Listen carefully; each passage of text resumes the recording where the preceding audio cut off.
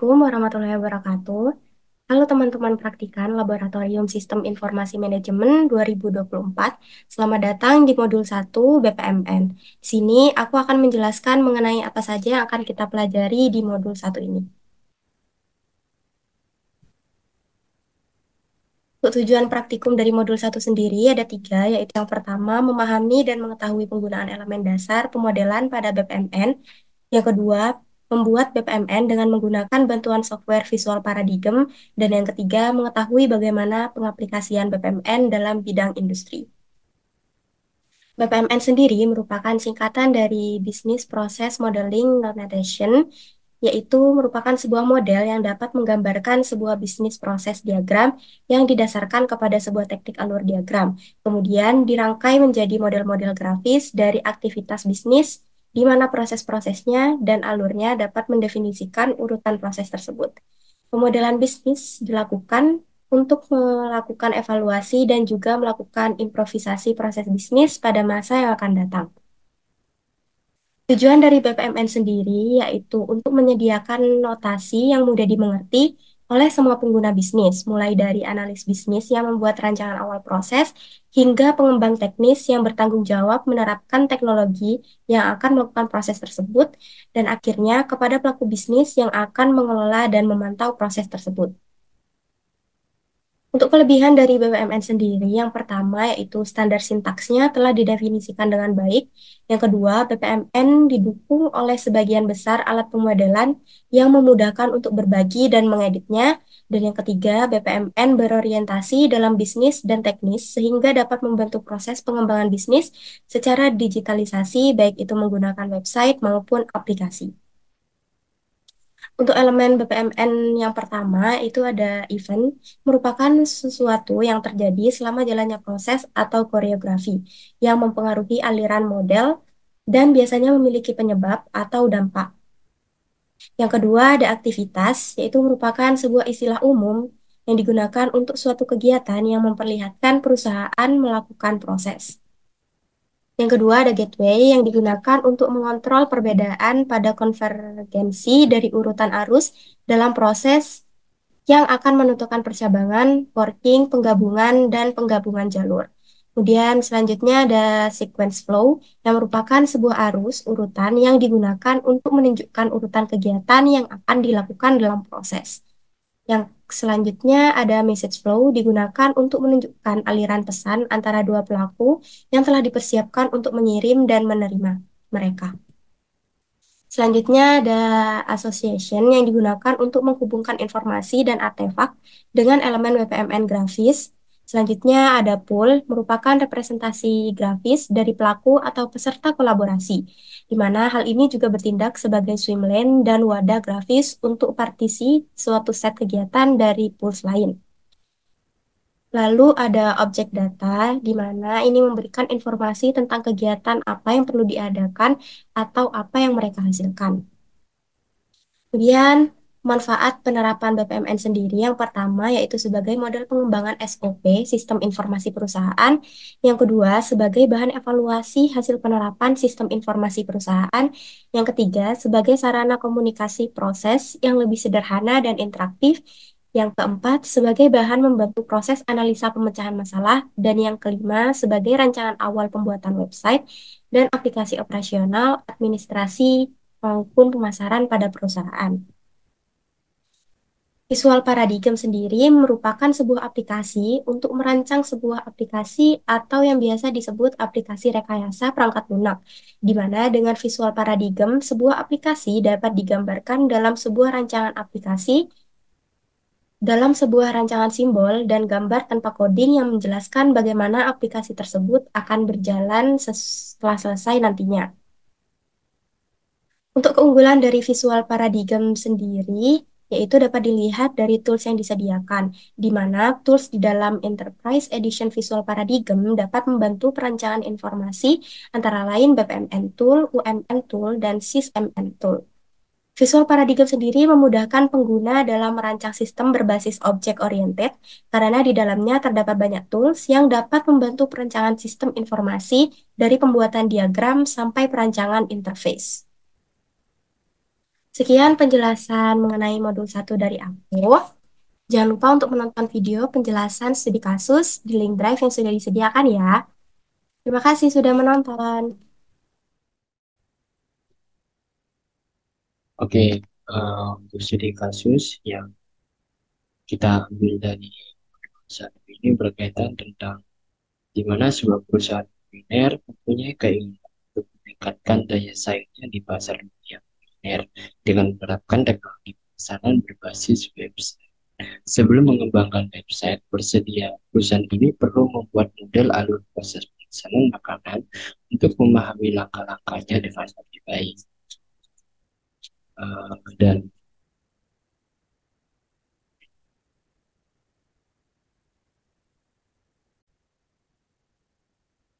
oke, untuk langkah pertama yaitu kita mulai dengan identifikasi proses pada sistem pemesanan website, di mana identifikasi proses melalui tiga tahap identifikasi. Pertama ada identifikasi entitas, identifikasi proses, dan identifikasi data.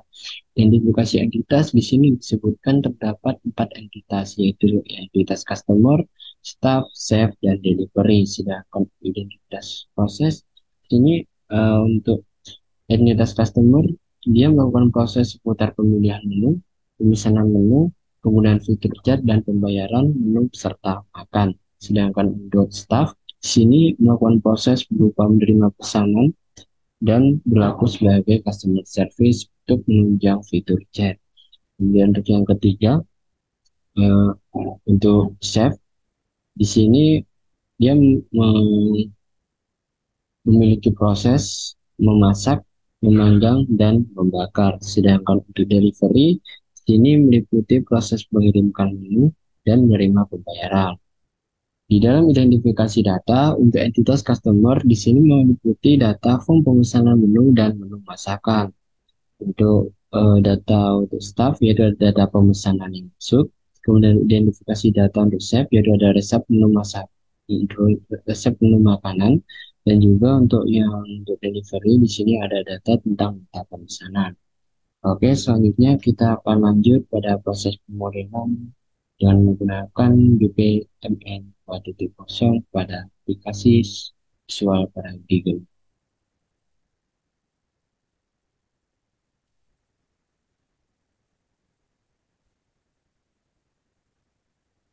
Oke, pertama-tama di dalam software Visual Paradigm kita terlebih dahulu klik new dan kita tulis projectnya sistem kemisalan makanan dan autornya bisa diganti sesuai dengan dan untuk data tipenya biarkan tetap data tipe set C++. Kemudian selanjutnya kita masuk ke dalam bisnis design, bisnis design lalu pencet BPMN, kemudian kita tulis di sini, kita pilih yang blank, kemudian kita tulis apa sistem pemesanan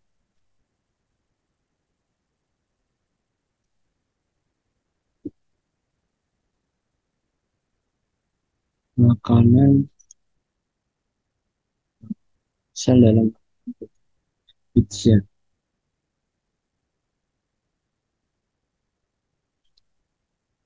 Terus kita pencet next. Oke. Pertama-tama terlebih dahulu kita definisikan dan golongkan tiap entitas yang berlaku sebagai eksternal dan juga internal. Di mana untuk entitas customer sendiri ini berlaku sebagai eksternal sehingga dia didefinisikan dengan horizontal dan ditulis customer.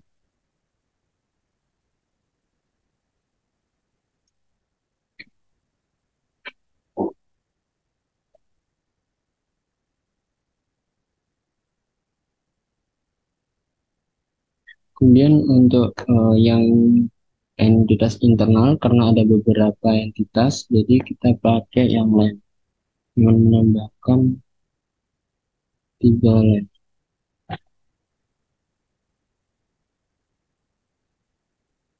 Oke, nah di sini ditulis bisa nama perusahaannya atau apa. Jadi misal ini Pizza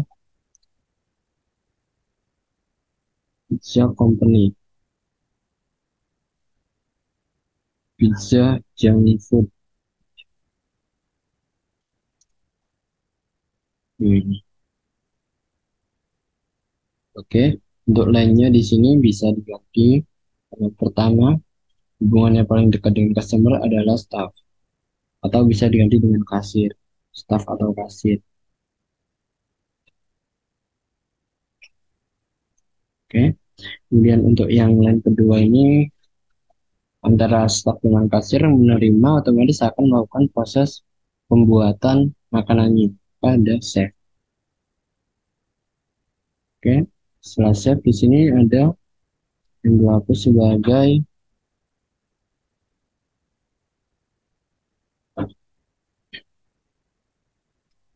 delivery atau pengiriman. Oke,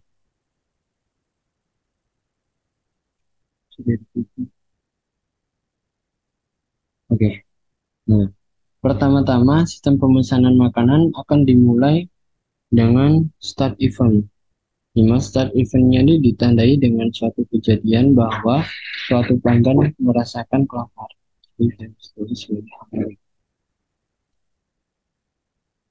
Oke, setelah hungry, maka pelanggan tersebut akan memilih makanannya. Nah, memilih makanan ini, kalau dia datang ke restoran bisa manual, kalau dia memilih melalui aplikasi, dia bisa dengan menggunakan user touch. Dalam hal ini kita pakai touch yang biasa. Jadi biar lebih general. Jadi memilih menu. Setelah memilih menu, maka yang dia lakukan adalah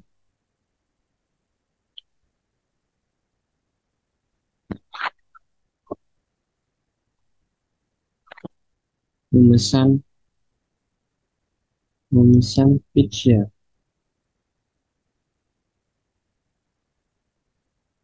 Maka setelah memesan pizza, maka ada notifikasi bahwa pesanan telah diterima. Otomatis memesan pizza, kemudian pesanan telah diterima atau tidak, maka ada suatu aktivitas yang menjelaskan bahwa ada terjadi kegiatan question and answer. Jadi bertanya pizza sudah dibuat.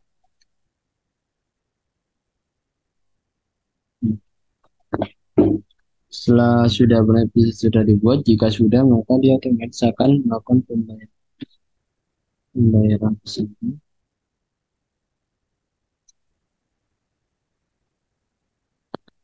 Ini yang terakhir itu kita akan setelah mendapatkan pizza maka kita akan makan pizza. Oke, oke. Ini pembayaran pesanan. Oke. Hmm, oke.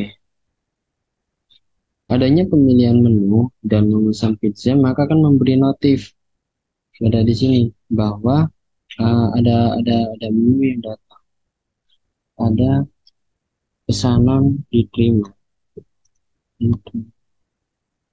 Setelah pesanan diterima, maka otomatis ada percabangan yang memisahkan antara tugas yang dapat dilakukan oleh divisi A dan juga divisi B secara bersama.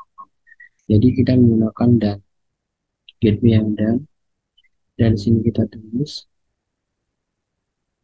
dengan pernyataan bahwa ini nanti akan berhubungan dengan bertanya pizza. Jadi pesanan diterima, setelah pesanan diterima maka otomatis si koki akan membuatkannya atau memasak. Memasaknya di sini kita bisa menggunakan manual touch. Memasak, memasak, memasak, memproduksi pizza, memasak pizza. Ya. Nah, setelah pizzanya dipanggang, maka otomatis dia akan langsung dikirim ke delivery. Jadi Setelah pizzanya sudah jadi di sini akan muncul hasil berupa pizza data objeknya, maka data objeknya ini akan diantarkan ke dari pizza. Nah, jadi di sini khusus lagi tentang disampaikan ke pizza. Jadi di sini bisa deliver the pizza. Yuk manual touch, pencet, pengiriman pizza. Dan setelah itu ada juga kalau hubungannya dengan customer ada perintah bahwa dia itu menerima pembayaran. Pembayaran ini bisa dengan automatic. Nah, jadi kita akan menggunakan sistem digital, jadi service tax karena dia udah otomatis dari aplikasi gitu. Menerima pembayaran. Oke, nah sudah, nah sudah. Nah, ini tadi kan hubungan dengan chef. Nah, kalau ini tadi bertanya pizza, maka otomatis yang menjawab bukan chef ataupun deliver, tapi yang menjawab adalah staff ataupun kasir. Jadi di sini ada suatu interaksi antara dua user itu. Hmm, Jadi di sini ada menyampaikan kondisi pesanan. Jadi itu fungsinya dari staff. Oke,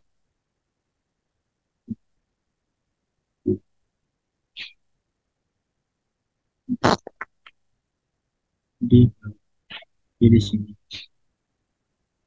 Oke, jadi kalau misalnya hubungannya kayak gini. Jadi ketika lapar maka dia akan memilih menu di sini. Aku buat general karena bisa dilakukan secara manual dengan datang ke toko ataupun dengan melalui aplikasi. Kalau aplikasi biasanya bisa dengan website. Jadi order pizza. Oke, pemesan pizza maka akan ada bercabang yang berlaku sifat ini.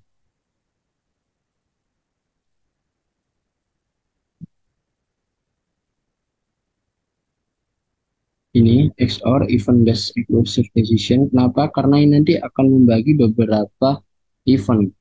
Jadi sini nanti itu berfungsi untuk memisahkan antara event yang satu dan event yang lain. Jadi di sini event terjadi apa? Jadi terjadi event bahwa event pertama yang terjadi adalah event waktu. Berarti event waktu ini menyatakan bahwa terjadi proses tanya jawab selama misal kita buat 15 menit. Jadi ada proses tanya jawab yang berlangsung itu sekitar 15 menit.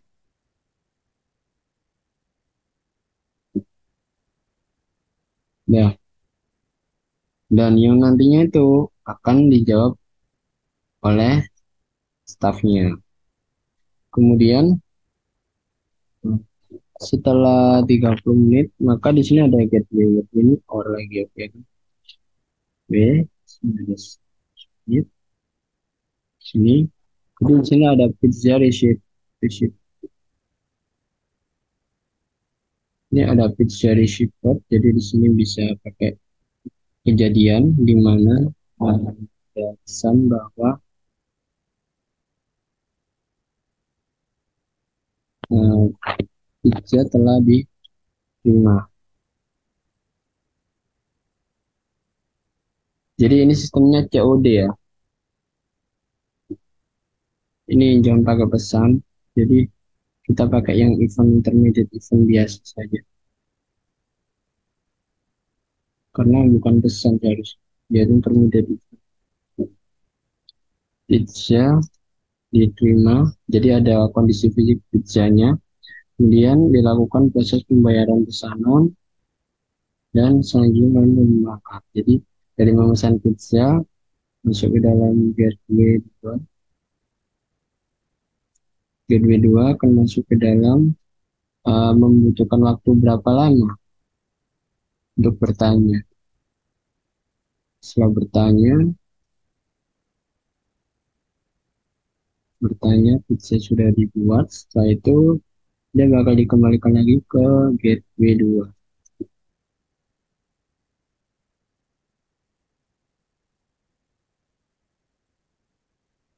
Oke,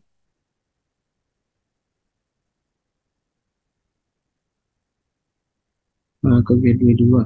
Nah, setelah ke gateway 2 maka dia di sini akan diteruskan dari gateway 2 karena ini percabangan jadi bisa diteruskan lagi ke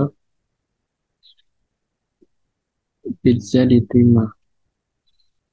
Pizza diterima. Setelah pizza diterima maka dilakukan pembayaran pesanan di sini dengan manual ataupun dengan m-banking juga bisa dan makan pizza. Makan pizza di sini bisa bisa ini bisa gitu. Dan di mana ini proses-proses ini terintegrasi jadi memesan pizza dia akan mengirimkan sinyal bahwa oh pesanan diterima. Setelah pesanan diterima maka ada gateway yang mengatakan bahwa gateway. Jadi ada tugas dari staff dan ada tugas dari chef. Ini memegang pizza, memegang pizza. Jadi staffnya memegang pizza.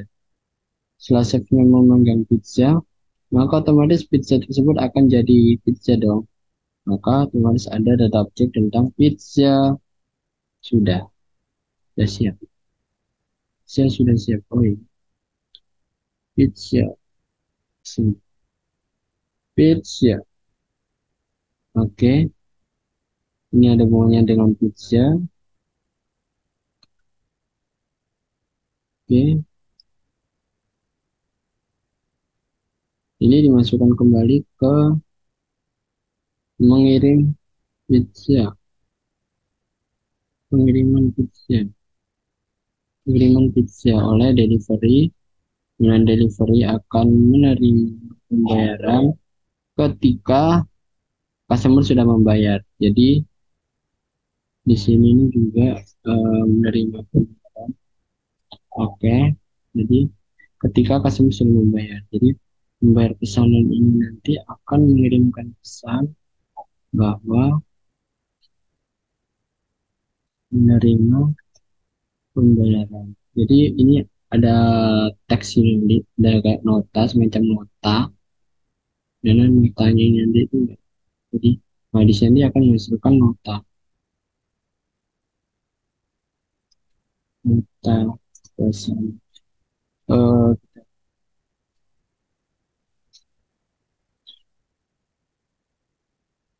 nota pesan, oke, oke, dan ini tergabung sama sini,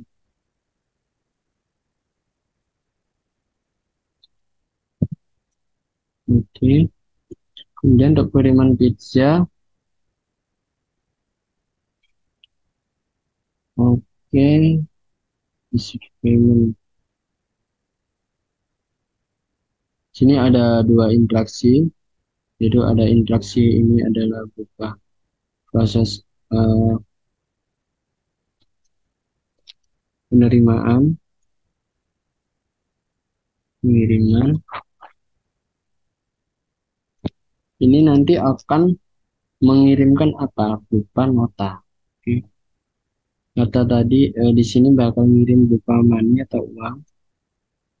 Dan sedangkan yang di sini tadi nanti akan dilangsungkan ke pembayaran pesanan dengan ini berupa jadi wah, nota. Jadi si dia dapat nota, kita dapat seperti itu.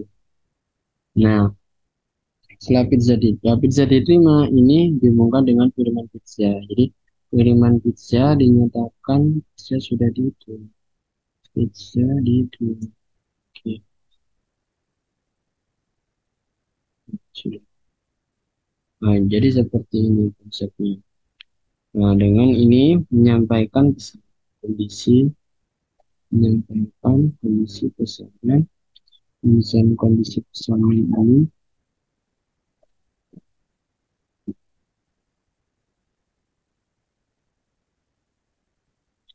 Ya, jadi di sini akan ada event, menjelaskan bahwa ada pesan tentang bertanya dan saya.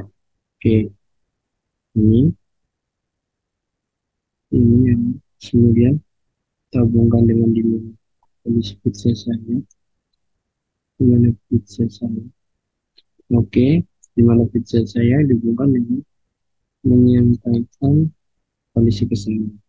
Nah, kondisi pesanan ini akan menjawab, jadi dimulai dengan ini. Jadi di sini dengan bertanya pizza sudah dibuat dengan hmm, informasi pizza dan hmm, ini akan dihubungkan dengan ini.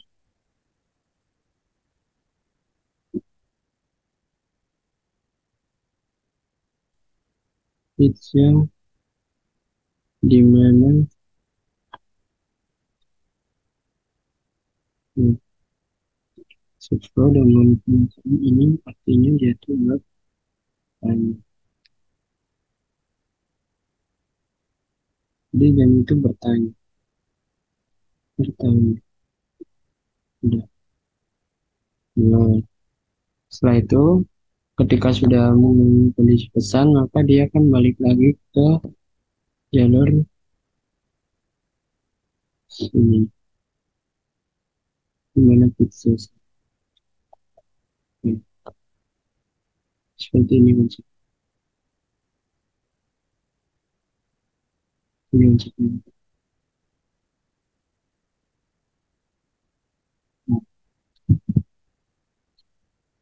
oke. Jadi seperti ini. Jadi untuk keseluruhan sistem BPMN-nya ini seperti ini. Bisa dizoom ini seperti ini. Jadi kelaparan ini merupakan contoh model dari BPMN dengan studi kasus pemesanan. Oke, terima kasih sudah lihat. Maaf apabila ada salah kata dan eh, beberapa kejadian berulang yang terjadi, ataupun beberapa ada kesalahan dari saya sebagai asraf yang bertugas. Mohon maaf dan terima kasih. Wassalamualaikum warahmatullahi wabarakatuh.